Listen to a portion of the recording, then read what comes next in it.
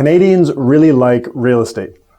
It's hard not to be excited when prices in hot markets like Toronto and Vancouver have been making global headlines.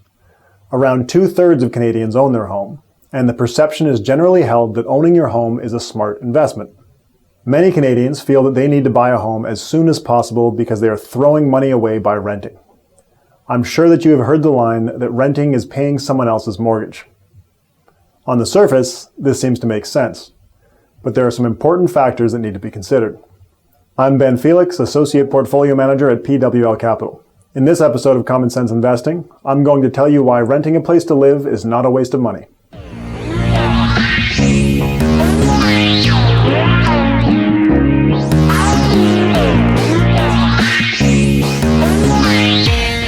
Let's think about the benefits that renting has over owning.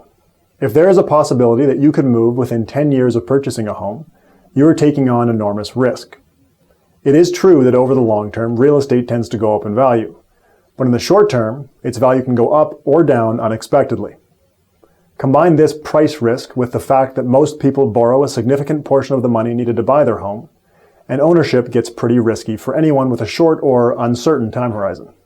A renter is paying a set cost in exchange for a place to live. Explicitly knowing the cost of your housing has its advantages, and the predictable monthly expense is useful in planning your finances. A homeowner can easily plan for their mortgage payment and property tax, but they may also have expensive maintenance costs that appear unexpectedly. These unexpected costs may result in the need to borrow money, or the need to carry a large cash reserve, both inefficient uses of capital. Owners get sucked into the idea that their home is an investment.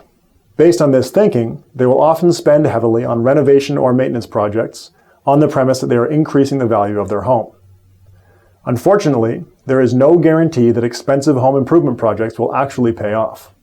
In his book, The Wealthy Renter, real estate analyst Alex Avery explains that his golden rule of investing in real estate is that buildings never go up in value.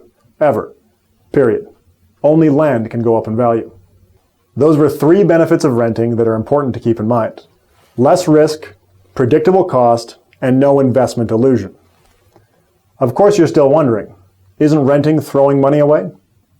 When you're renting, you're just exchanging money for the use of something without any expectation of a residual value. Paying rent for a place to live is obvious. You give money to the landlord, they give you the keys, you get nothing back in the end.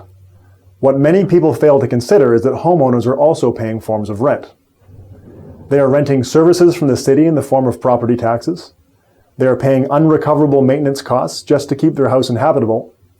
And they're renting money from the bank while they have a mortgage. But surely, when the mortgage is paid off, a homeowner's cost of living is much lower than a renter's. Not so fast. Let's think about someone with a paid-off house worth $500,000. They could sell that house, keep around $475,000 after costs, and invest that money. Let's say that they could expect to earn a 6% annual average long-term return on their investments, while the long-term expected return on real estate is closer to 3%. That 3% difference in expected returns is called an opportunity cost. The opportunity cost of owning this home is around $14,000 per year. You don't actually see the opportunity cost in any of your bank accounts, but it's there. Add that to property tax and maintenance costs, and we can easily arrive at a total monthly cost of ownership of over $2,000. That's $2,000 of unrecoverable costs with no residual value. Renting doesn't look so bad anymore. So far we've established that renting has some advantages, and owners also have substantial expenses with no residual value. So why does homeownership have such a good reputation? The real estate and home improvement industries have obvious self-serving motivations to make homeownership look good. The Canadian government has programs in place to encourage homeownership, making it seem like a good idea.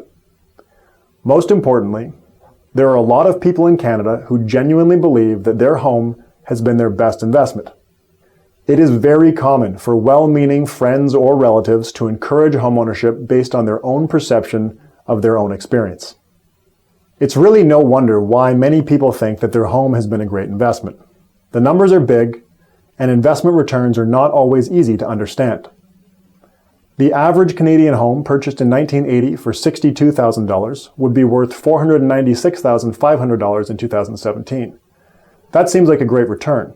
Over 38 years, it works out to 5.63% per year on average before costs and inflation. When a homeowner is standing back after 38 years and admiring the appreciation in the value of their home, they aren't usually accounting for the costs incurred along the way, but the costs were definitely there. Property taxes and maintenance could be reasonably estimated at a combined 2% per year, reducing the annual return to 3.63% after costs and before inflation. Canadian inflation over this time period was 3%. So that seemingly massive gain from $62,000 to $496,500 was really only equivalent to a 0.63% average annual return after costs and inflation.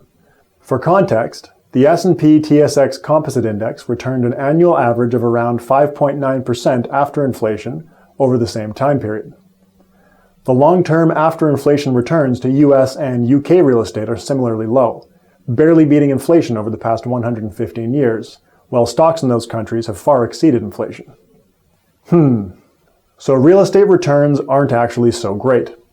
Homeownership does have one big benefit that really does build wealth. A mortgage forces discipline. It is much easier to stop the monthly contribution into your RRSP than it is to miss a mortgage payment. That discipline does pay off over the long term, but it does not actually make homeownership an inherently great investment. People can be disciplined renters and investors too. I have started to make the case that renting a place to live is a sensible alternative to homeownership for building long-term wealth. In my next video, I will lay out the numbers that prove my case. Would you consider being a forever renter? Tell me about it in the comments. Thanks for watching. My name is Ben Felix of PWL Capital, and this is Common Sense Investing. I'll be talking about a lot more common sense investing topics in this series, so subscribe, click the bell for updates.